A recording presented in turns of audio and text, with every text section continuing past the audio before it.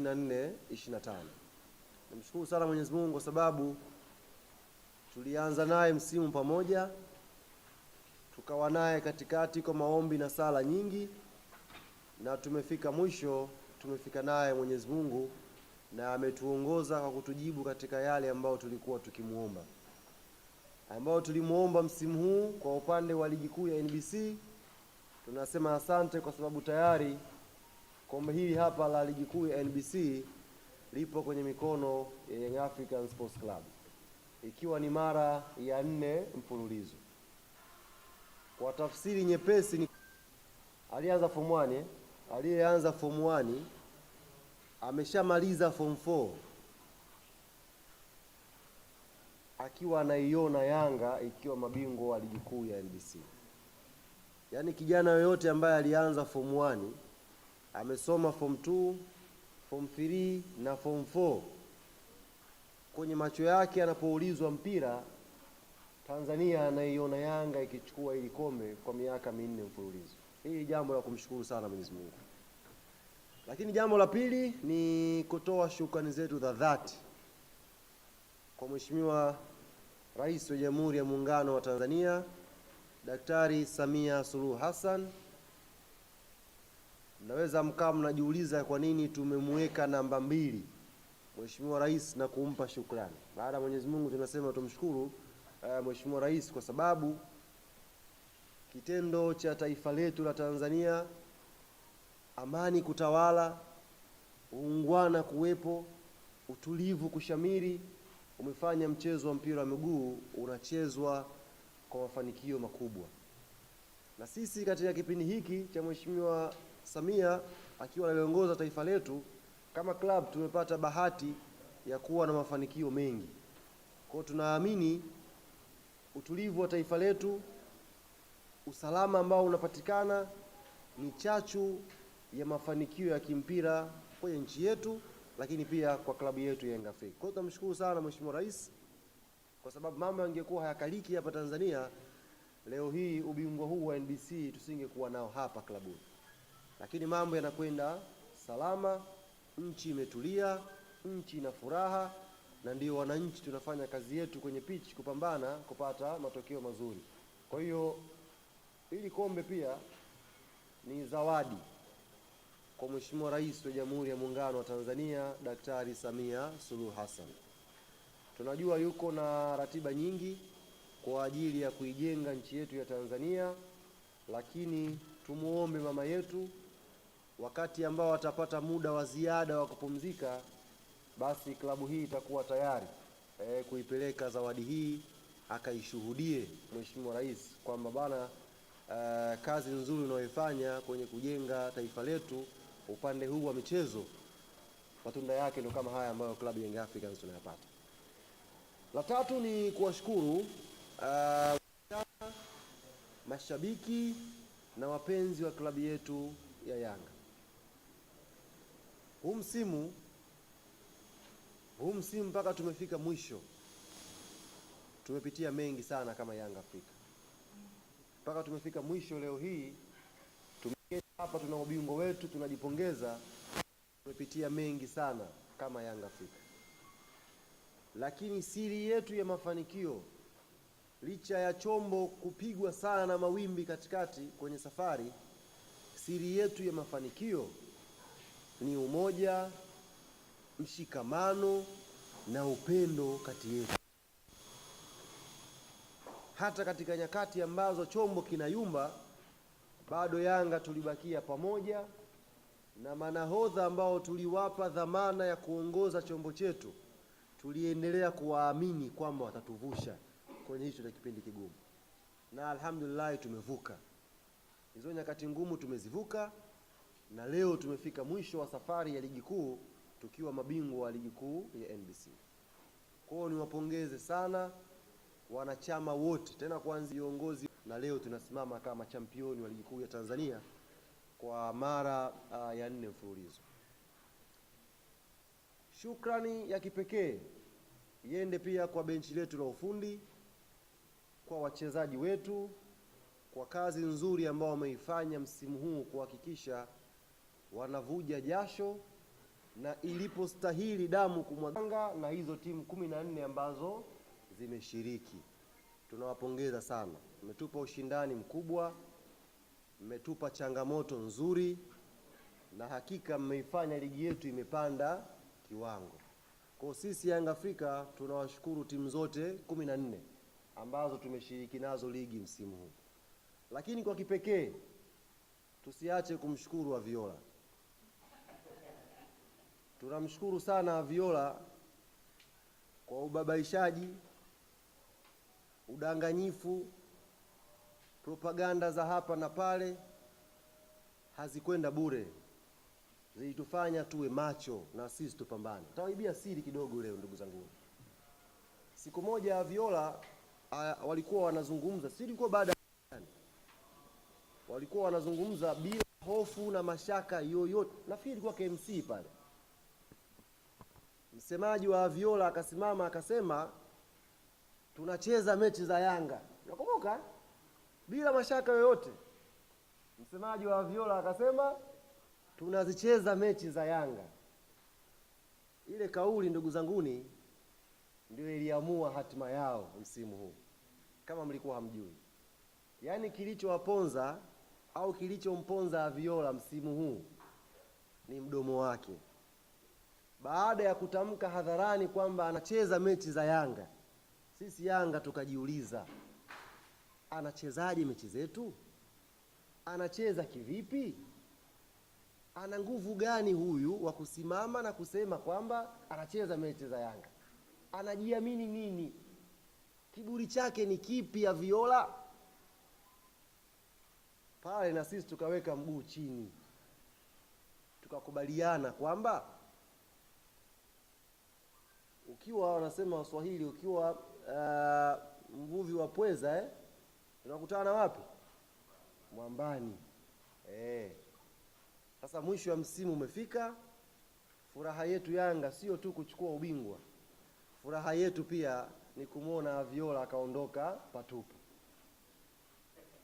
Hiyo ni furaha yetu kubwa ambayo wana Yanga tuko nayo.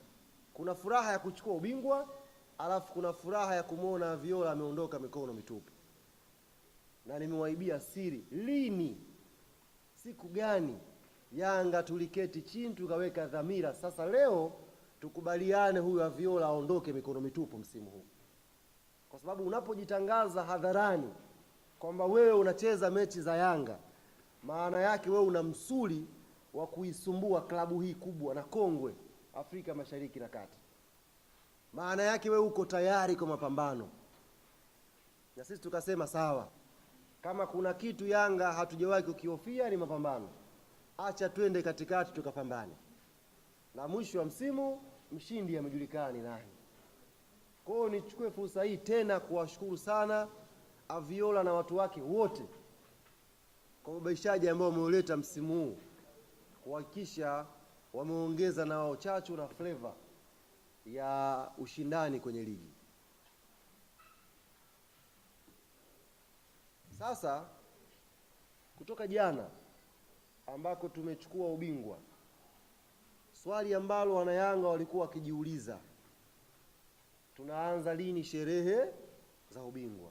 Ndio swali kubwa ambalo wana Yanga wamekuwa wakinitumia.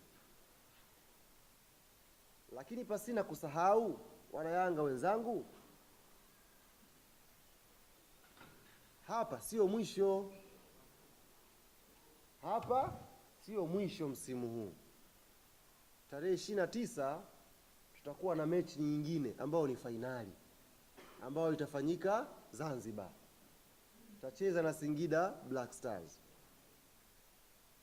Kwa hiyo tukawa tunatafakuri pale, tuweke msondo sasa hivi au tusubiri tumalize mambo yote kwa pamoja? Tukawa tupo kwenye tafakuri, pelekea kwenye makubaliano yafuatayo. Jambo la kwanza ambalo tutalifanya kama wana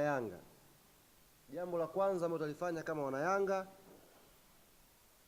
ni kumshukuru Mungu kwa kidogo alichotupa na kumuomba zaidi, kwa sababu wanasema wenye hekima zaidi kwenye mambo ya dini, asiyeshukuru na kidogo hata kikubwa hawezi kushukuru. Kwa hiyo kwanza tushukuru kwa kidogo ambacho tumekipata, alafu tumuombe Mwenyezi Mungu atujalie kikubwa zaidi.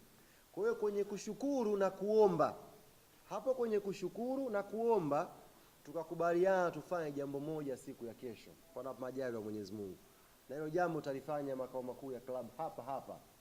Na jambo hilo tutalifanya tukiongozwa na baraza letu la wazee wa club, kwa sababu tutahitaji pia dua ya shukrani, lakini pia tutahitaji dua ya kuelekea mchezo wa fainali wa CRDB dhidi ya Singida Black Stars. Ni jambo gani ambalo tutalifanya siku ya kesho hapa makao makuu asubuhi na mapema? Kesho tutaweka historia. Klabu ya Yanga Afrika hapa tutakunywa supu ya ngamia. Kesho tutaangusha ngamia hapa. Tumeshakunywa supu ya ng'ombe, tumeshakunywa supu ya pweza, sasa kesho tutaangusha supu ya ngamia hapa makao makuu ya klabu. Mnavyosikia ngamia jamani, angekuja kusimama hapa ingetulazimu tutoboe hii ili aenee. Ni dude la maana kweli kweli. Kwa hiyo tutamchinja, alafu wazee watatuongozea dua kwanza ya shukrani, kumshukuru Mwenyezi Mungu kwa kidogo alichotujalia msimu huu, ubingwa huu wa kwanza wa ligi. Lakini la pili, tumuombe sasa Mwenyezi Mungu atupeleke sasa kwenye maandalizi ya sherehe kubwa ya kutwaa uchampioni wa ligi kuu na CRDB kwa jumla. Sisi tumeelewana vizuri hapo eh? Kwa hiyo kesho kuna shughuli mbili zitafanyika. Shughuli ya kwanza, wakaja Benjamin Mkapa hawajafanya mazoezi kuja kucheza na Yanga. Unajua kuna kucheza na Yanga alafu kuna kumzuia Pacome.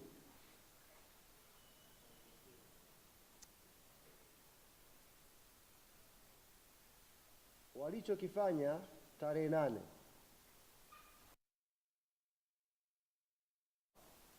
walichokifanya tarehe 24, sijui wakasusia press conference, wakasusia sijui kikao cha mechi. Ningewaona watu wa maana kama wangesusa kuja. Sio unasusia kikao cha posa alafu kwenye ndoa unaenda. Yaani bora ukatae posa, unakuja kwenye kikao cha ndoa, huna maandalizi na Yanga. Sijui waliwaza nini hawa watu. Alafu maneno mengi. Kimya huu, kimya una kitu. Kimya huu. Kumbe maskini ya Mungu wanadaiana bonus huko. Wakusema hayupo. Kimya wanadaiana bonus kimya kimya. Ukimya uoga. Maana jana Ngai tunaenda uwanjani saa 9 ile kaingia zake live. Piga zake safi, piga zake vyombo pale. Ambia njooni. Niko live tu.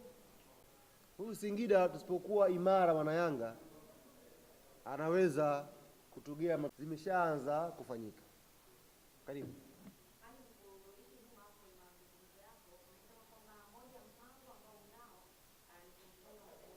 Mara 10 mfululizo.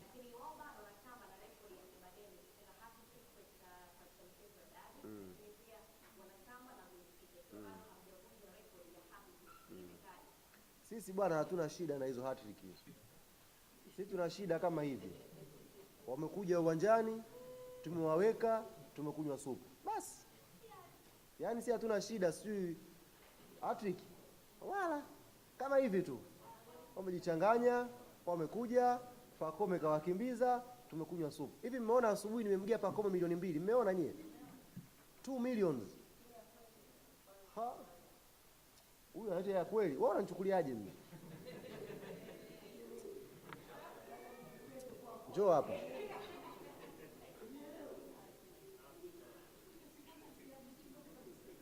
Hii hela niliyomgia Pacome asubuhi, njoo hapa. Wewe njoo usiuamini.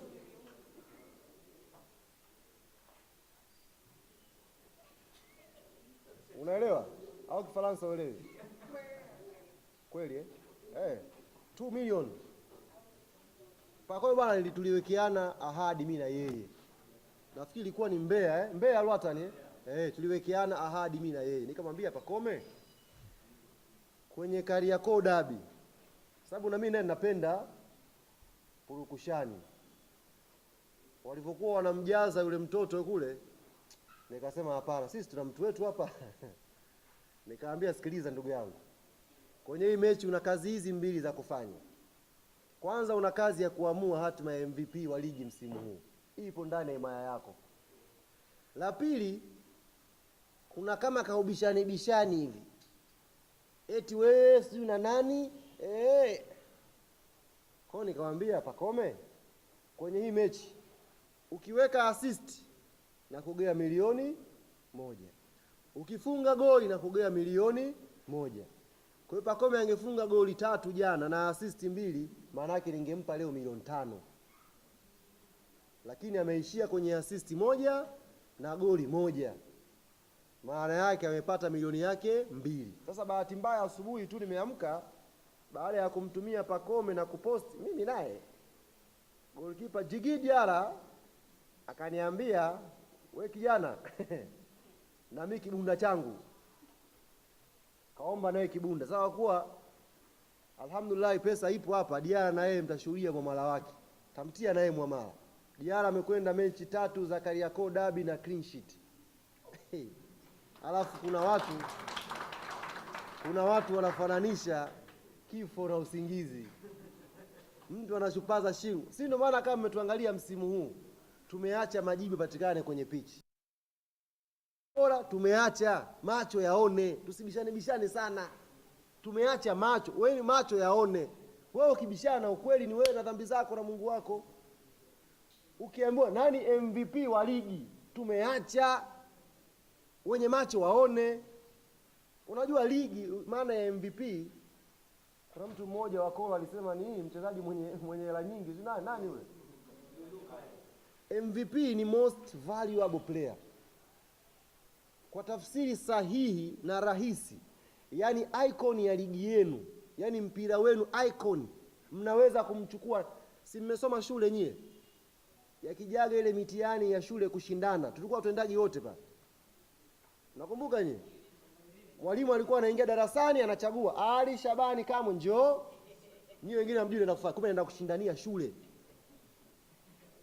Nyie pia mlikuwa mnaitwa? Au ndio nyie mlikuwa mnasubiri tu mahafali ya shule? Mashindano yale ya shule kushindana, tulikuwa hatuendi wote.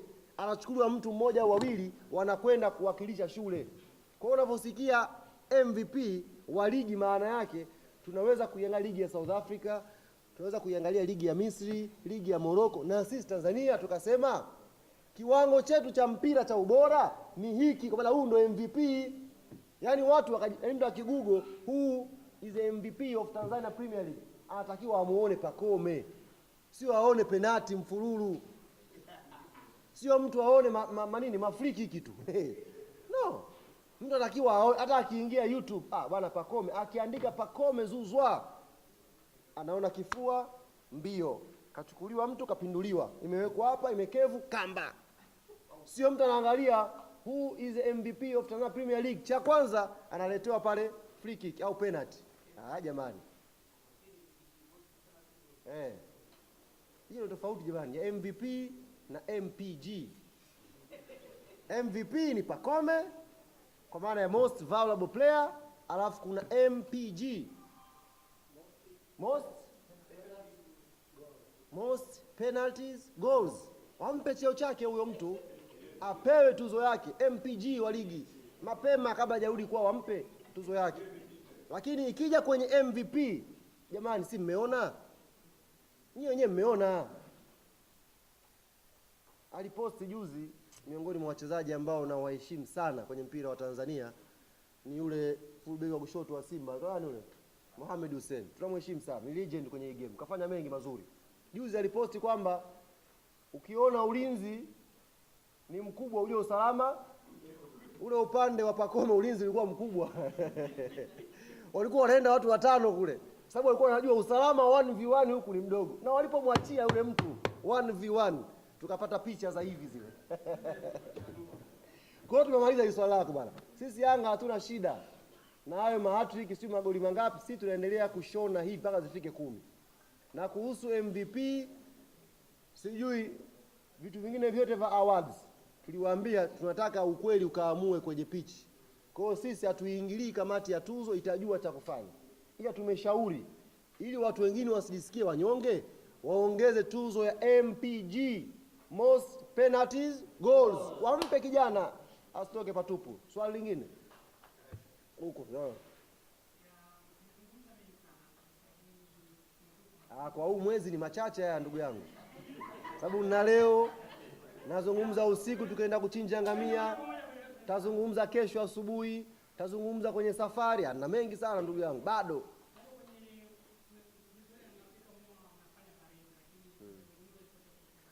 Parade bwana, afu niwapeni siri kuhusu parade. Jana tuliwapigia simu wale ambao wanatupaga lile gari la parade. Jibu walotugia jana tumecheka kweli rafiki yangu. Wametuambia mmechukua ubingwa tayari. Tukawaambia kwani kuna shida gani? Kuna wenzenu waliweka booking huku. Wallahi billahi. Wallahi wabillahi si watani. Wallahi wabillahi watallahi. Jana usiku tukawauliza. Wallahi tena. Wewe ulikuwepo jana? Jana usiku wametujibu hivyo. Kwani Yanga ndio mmechukua ubingwa? Maana tulikuwa tujawatafuta. Sisi tunasubiri mbungi malizike tuanze logistic. Tukamwambia kwani kuna nini? Kuna wenzenu hapo waliweka booking. Tukasema subhanallah. Kumbe ule ukimya ulikuwa ni kutafuta gari. Tunajua watu hapo kimya wanaandaa timu kumbe watafuta gari la paredi. Kwa hiyo bwana, kuhusu paredi, tunakwenda Zanzibar kucheza mechi ya fainali ya kombe la shirikisho la CRDB. Itakuwa ni siku ya Jumapili tarehe 29. La kwanza tunakwenda kupambana tuchukue na hilo kombe inshallah, ili tuwe na makombe 5 jumla: Ngao, Muungano, Toyota, la 4 ili hapa na la 5 na hilo. Lakini mechi hiyo haiharibu chochote mpango wetu ya parade ya Jumatatu. Jumatatu panapo majaliwa Mwenyezi Mungu, na hii wana Yanga na waomba jamani, Jumatatu tutakuwa na parade la kihistoria. Siamini kama kuna mwana Yanga atabaki nyumbani Jumatatu asije kusherehekea mafanikio ya klabu yake msimu huu kwa tulioyapitia. Yaani kwa tulioyapitia wana Yanga, alafu kwenye paredi lipite wewe haupo. Siamini. Hiyo niliacha makusudi kwa sababu tumetaka kwa tukafanya jambo letu la ngapi? La Jumapili. Tukiweza kuyaunga yote namshukuru Mwenyezi Mungu. Tukilikosa bado Jumatatu tutauchafua huu mji. Na hiyo safari ya paredi bora niiseme kabisa. Paredi la miaka iliyopita tulikuwa na kituo kimoja tu cha kusimama. Kabla ya kufika makao makuu tuko nasimama Msimbazi hapa. Lakini msimu huu tuna vituo hivi 3 vya kusimama kabla ya kufika hapa. Cha kwanza kipo Ilala Boma pale, tutasimama pale, kuna kituo pale. Cha pili kipo Karume, kuna kituo tutasimama pale. Cha 3 Msimbazi, alafu tunafika Jangwani. Kwa hiyo vituo 3 hivi, mbona mnacheka? Mshavielewa? Kuna vituo 3 tumeviongeza 2. Tutasimama Ilala Boma, kabla ya kuvuka pale kwenye mataa kuna kituo chetu pale. Tutasimama pale kwenye mwendokasi pale. Tutazungumza kidogo pale na watu wa pale. Baada ya hapo tutavuka Karume sokoni hapa. Tutazungumza na watu wa soko pale. Tutazungumza nao vizuri tu. Tutasalimiana nao na wataona mafanikio ya Yanga. Tukivuka pale Karume sokoni na wanetu wa soko kuzungumza nao, tutakuja afu Msimbazi. Sasa Msimbazi miaka ya nyuma uwaga tuna kama stop ya dakika 5 hivi. Mwaka huu tofauti kidogo. Tutakuwa na stop ya masaa 3 pale. Kabisa. Kwa sababu tuna kazi ya kumtoa Chama apande juu pale au tubie taifa. Akifika Msimbazi. Yes. Chama anatakiwa asimame pale azungumze. Chama akimaliza tumuinue Israel Patrick Mwenda azungumze.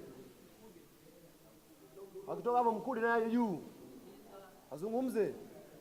Kwa hiyo tuna masaa 3 pale. Kwa hiyo swali lako nimelijibu hapa kwa haila, lakini mpango wake unakuja.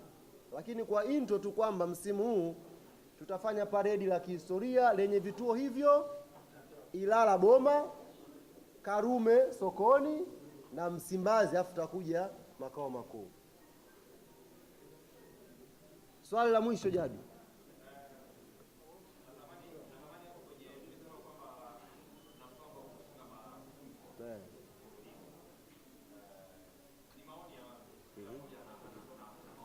Ndio.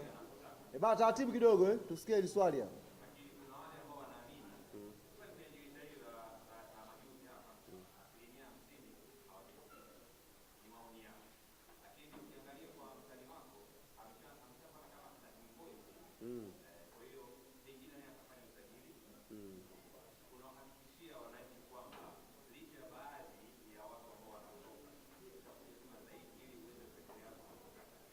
Kwanza twende taratibu. 50 hajakliki nini umesema? Kwamba 50 unajua maana yake ni nusu ya usajili tuliofanya. Wewe uliwasikia wakiwataja wachezaji? Au ulisikia tu 50? Ukusikia wakiwataja? Nani? Ndio 50. Yaani katika usajili ambao unafanya msimu huu, huo ndio 50. Hivi maoni yao maoni yako baba? Sawa. Maoni yako wewe ni yapi? Unadhani?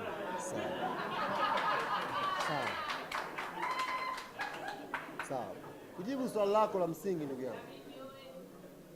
Kujibu swali lako la msingi. Sisi taratibu jamani, taratibu kidogo tumalizia. Unapo tofauti ya Yanga na timu nyingine. Sisi Yanga hatujengi timu. Sisi Yanga tunaboresha timu. Ni tofauti hapo kujenga timu na kuboresha timu yako. Sisi Yanga tunaboresha timu yetu. Ndio maana ukiangalia Yanga season hii, maoni ambayo yanatolewa ni kwenye kuboresha baadhi ya idara. Kwa maana tukifanya hiki hapa tutakuwa bora zaidi. Lakini wengine ukisikia wanaanzia goalkeeper mpaka striker. Kipa hafai, beki hafai, beki hafai. Beki wazito. Kiungo mcheza rafu tu, hana analojua.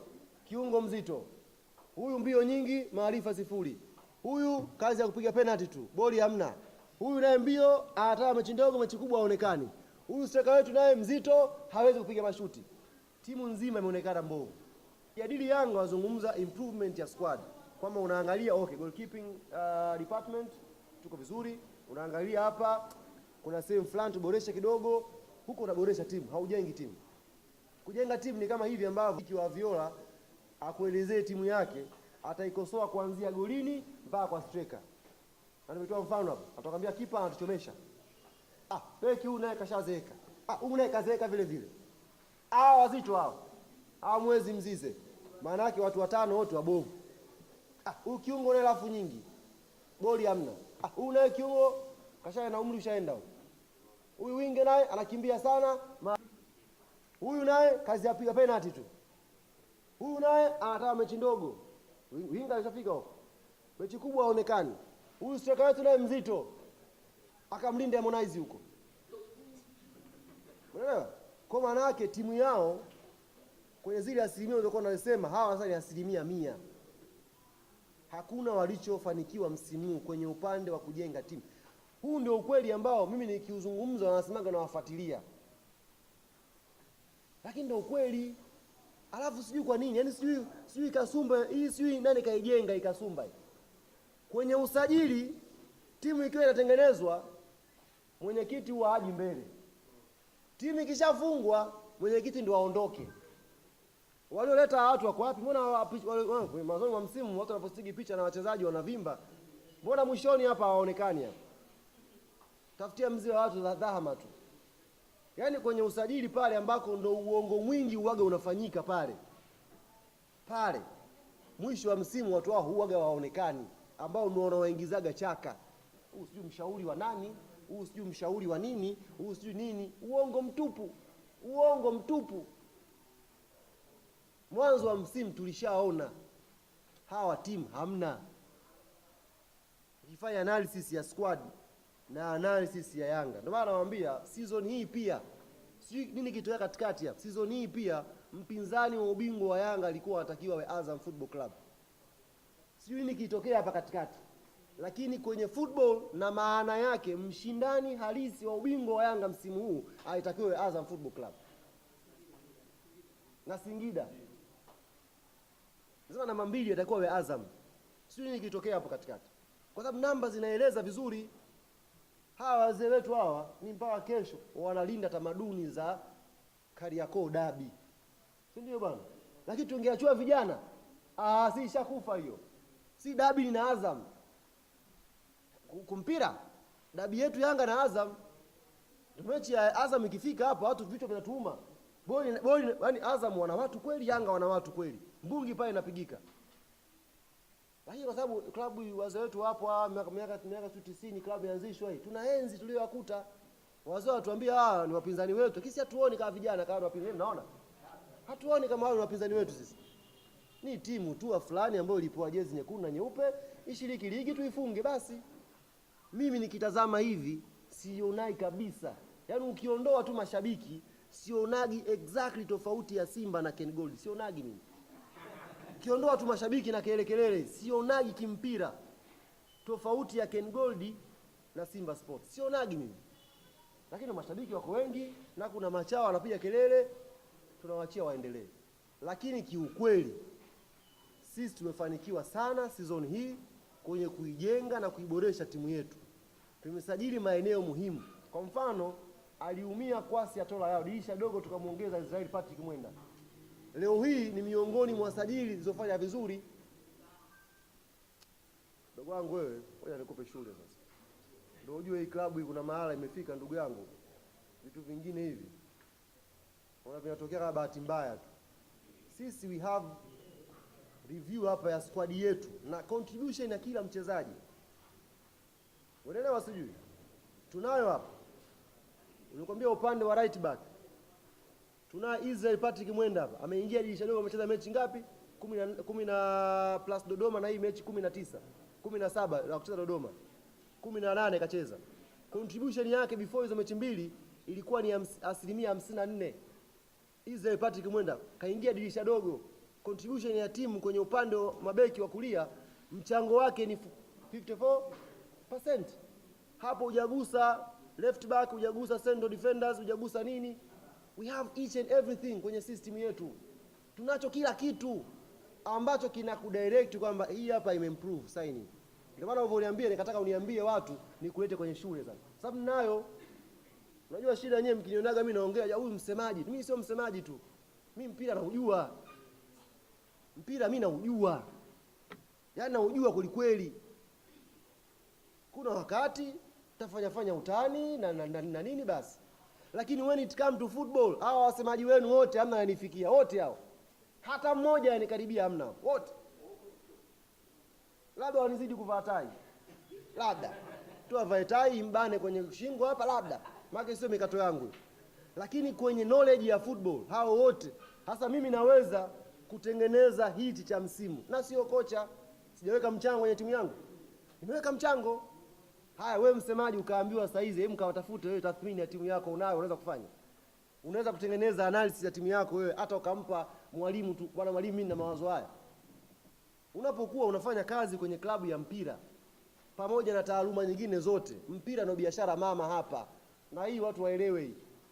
Mpira ndio biashara mama kwenye klabu ya mpira. Ukishakuwa na kiongozi ambaye mpira upo kushoto, hiyo timu haiwezi kaenda. Sisi hapa wote wanafanya kazi Yanga wanajua football. Wote hapa.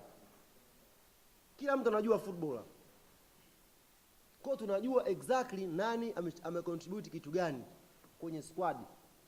Tunajua exactly maeneo ambayo tunataka kuongeza nguvu next season.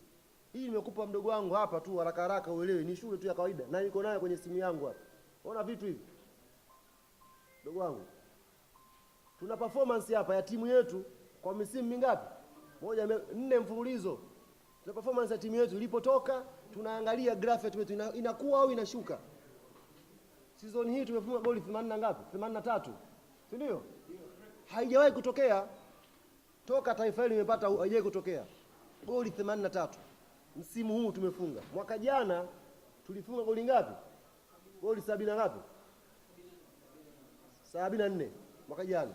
Tuna idadi mpaka ya pasi zilizopigwa mwaka jana mwaka huu. Hizi hapa mdogo wangu. Nakupeleka mbali, nitakupasua tu ubongo. Vitu vingine hivi havikufai.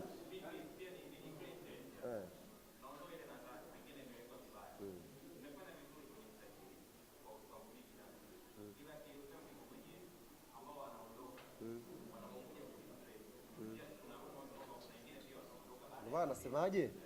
Sisi cha kwanza tukishafanya analysis tunapokea ripoti ya mwalimu. Hatuongezi mtu kwa sababu tu mtu labda akafanya hivi. Ripoti ya mwalimu inatuongoza kwamba nani anatakiwa aboreshwe wapi, aingie wapi kwa ajili ya timu ifanye vizuri. Na hapo ndipo ambako tunakwenda kutafuta hao wachezaji. Kwa mfano sasa hivi ni kuibia, naona una haraka, ni kuibie tu.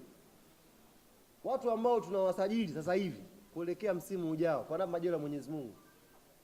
Huyo mmoja ambaye tumemuongeza kwenye timu yetu kwa kipindi cha miaka 15 cha kuchezwa mpira wa ligi kuu Tanzania hakujatokea kiungo kama huyo. Emete swali lako wewe.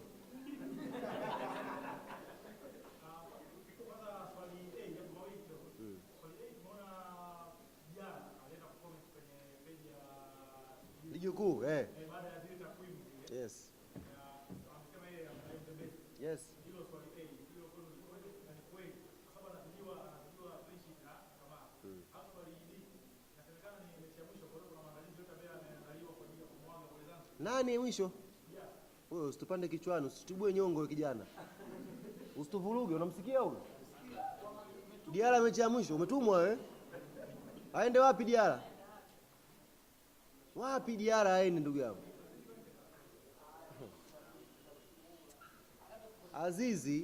Azizi walipomtaka kwa nguvu aondoke tulimbakisha. Uongo kweli? Tukamuongeza na mkataba hapa. Msimu huu Azizi tukaona mashindano makubwa yamekuja na player anahitaji opportunity ya kucheza mashindano. Klabu hii haiwezi kuwa gereza la kufungia wachezaji milele. Mnafanya discussion pande mbili, mnakubaliana for the interest ya mchezaji na klabu, mnafanya biashara.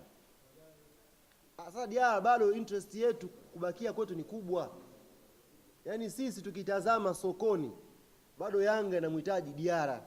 Sasa kuliko nimuuze Diara nikatumia hela kusajili pin nyingine, alafu nikaja kuchomesha, si bora niongeze hela kwa Diara abaki.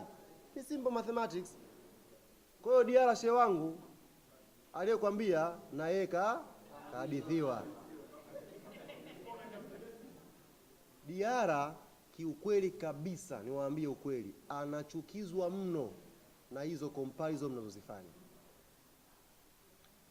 Hivi mmegundua msimu huu ziko mechi Diara aliamua kuto kucheza, kutoa nafasi kwa wenzake kwenye benchi.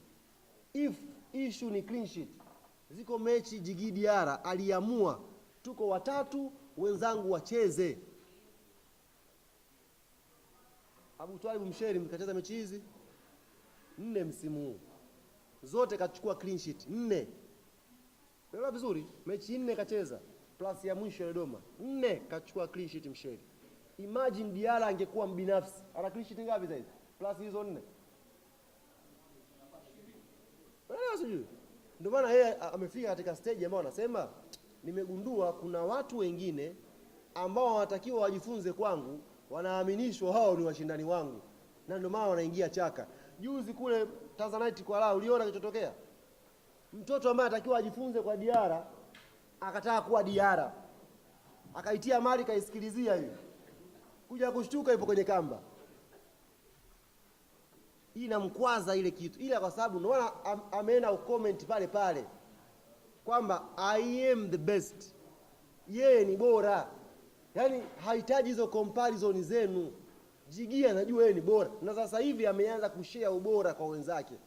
Yaani nilitegemea labda season ikiisha umoja wa magolikipa Tanzania umuite Diara afanye kozi. Yaani umoja wa magolikipa uungane, umuite Jigi Diara aanze kutoa seminar. Jamani ukirudishwa mpira unatuliza hivi. 1v1 hivi. Kupiga ni hivi. Atoe seminar. sio kushindanishwa. Diara shavuka hizo level, ni mwalimu wa hawa magolikipa, level yake ni ya juu mno. Jigi Diara amekujibu hadi umeondoka Umalizika Sawa, umaliza swali, karibu. Safi sana. Kauliza swali la Clement Mzize. Mzize, kwanza ni kweli tumepokea ofa nyingi sana zinazomhusu mchezaji Clement Mzize, na kwa ahadi ambayo rais wa klabu yetu aliitoa kwa Clement tukiwa South Africa kwenye maandalizi ya msimu huu wa 24-25, wakati Mzize ana extend mkataba wake, ahadi yake ilikuwa moja, kwamba I'm going to fight this season, lakini naomba fursa ikija na mimi nifikirie kufanyaje, kuniuza. Kwa hiyo tumepokea ofa nyingi, na ofa zikishafika mezani, kinachofuatia namba 2 ni mazungumzo ya club na mchezaji kwanza, kwamba zimekuja ofa A, B, C, D, tusikilize ofa hipi katika hizi 4. Mchezaji ndio anaamua, mimi nataka niende nikacheze timu fulani. Baada ya pale ndio mnafungua mazungumzo na hiyo timu kujibu ofa yao.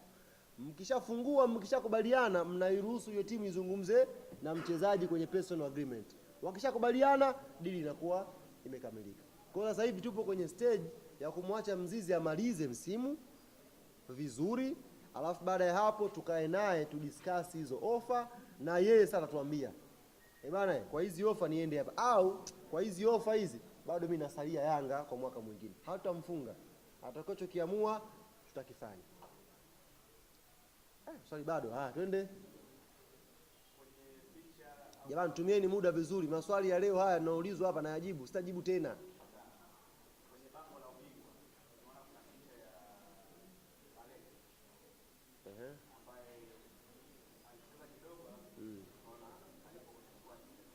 Baleke ana mchango wake kwenye ubingwa huu. Jean Baleke ana mchango wake kwenye ubingwa ambao Yanga tumepata. That's football. Kivipi? Sio tu kwamba amefunga, acha mbali hoja ya kufunga. Mchezaji kuingia tu kwenye pitch kuipambania timu ni mchango tayari. Kwa hiyo Baleke ni miongoni mwa wachezaji walioitumikia Yanga msimu wa 24-25. Ana mchango wake, kama ilivyokuwa kwa Azizi Ki, kama ilivyokuwa kwa wengine, ana mchango wake. Kwa hiyo sisi sio watu wenye roho mbaya kwamba mchezaji kaweka mchango wake alafu kwenye mafanikio tukamsahau. Haijalishi ni kidogo ni kikubwa, tunasema asante kwa mchango ambao ameweka kwenye timu. Kwa hiyo tunamshukuru bwana Jean Baleke, alikuwa sehemu ya timu yetu na ametusaidia kupambania ubingwa msimu huu. Tunasema asante. Maswali yamekwisha? Karibu. Wewe nani kwanza? Salome Media gani? Mtanange TV. Kwa sijaona wewe yako umenishtua.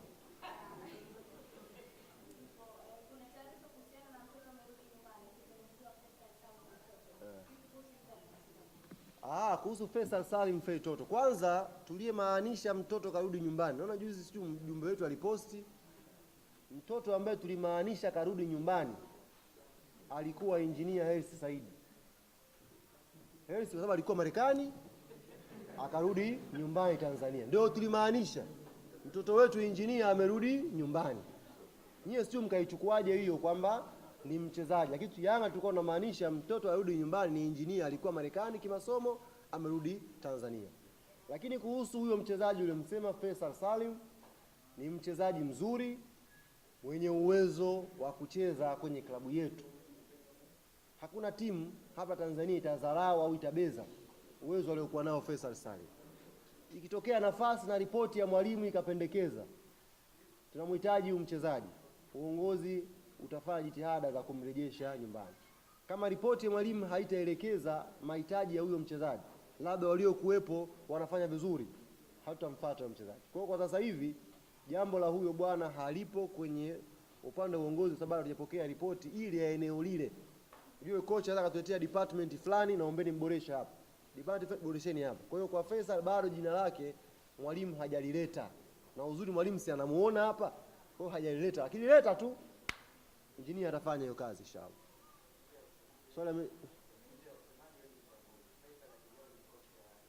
Kumekucha. Kumekucha. Swali lake mlisikia? Eti nje ya usemaji wewe ni mchambuzi, pesa akiingia anaweza kata benchi she. Timu ni wachezaji 27, 28. Haimaanishi ukisajiliwa Yanga una garantia kucheza. Anaweza akasajiliwa na bado mwalimu akamwona anafaa kutokea benchi, na kutokea benchi sio mchezaji mbaya. Ni maana na Mzize katokea benchi katufungia goli la ushindi. Kwa kutokea benchi hakuna perception kwamba wewe ni mchezaji wa kawaida. Unaweza kutokea benchi na ubora wako na ukawa na msaada kwenye timu. Bwana nimekujibu kiungwana kweli rafiki yangu. Mpaka nimejishtukia yani. Ilikuwa nimwache tu huyu. Bwana ndugu zangu nashukuru sana. Tutawapa saa ratiba kamili kwa ambao mtakuwa mna nafasi, twende mkashuhudie ngamia akishuka.